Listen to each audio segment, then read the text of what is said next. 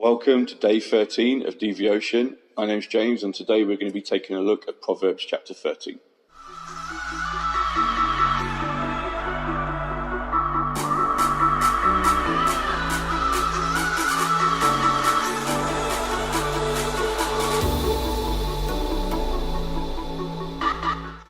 So today we're going to take a look at a verse which I believe relates to many of us, if not all of us, in different ways. And it's verse 12 of chapter 13 of Proverbs. And it says this: "Hope deferred makes the heart sick, but a longing fulfilled is a tree of life." I remember reading this verse many years ago, and it really spoke to me because, as we can probably all relate to, there's different seasons and times in our life where we're hoping or trusting for something and we don't always see it happen straight away. Expectations can be a dangerous thing when you put them in the wrong place.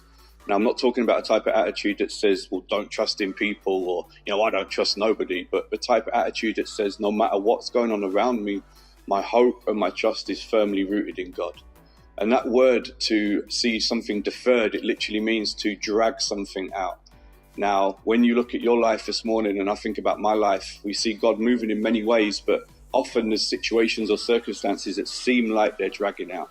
Caleb in the book of Joshua said that he waited 45 years for the promise of God to come to pass.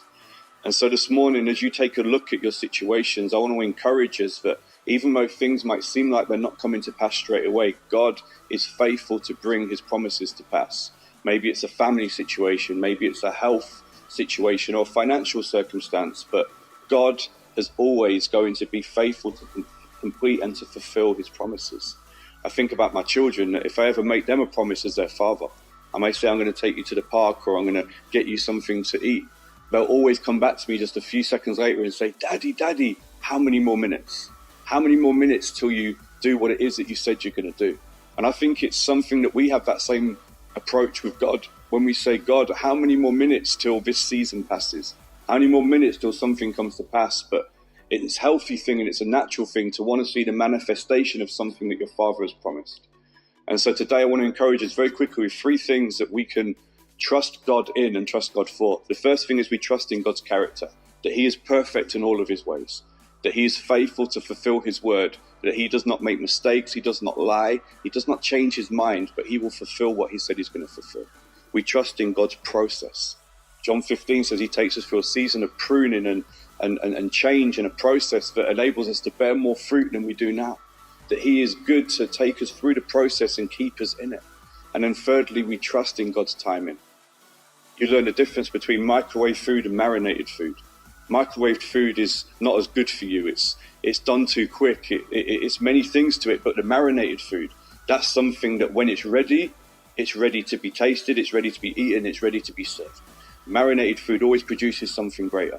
And just like that, I believe God wants us to be marinated Christians, people that go through the process and trust in his timing. So this morning, I want to leave you with this. David says in Psalms 23, blessings and mercy will follow me all the days of my life. David didn't chase a blessing, he chased God and let the blessing follow him. So you chase God this morning, get a hold of him, trust him, and let God provide every one of your needs. God bless you this morning.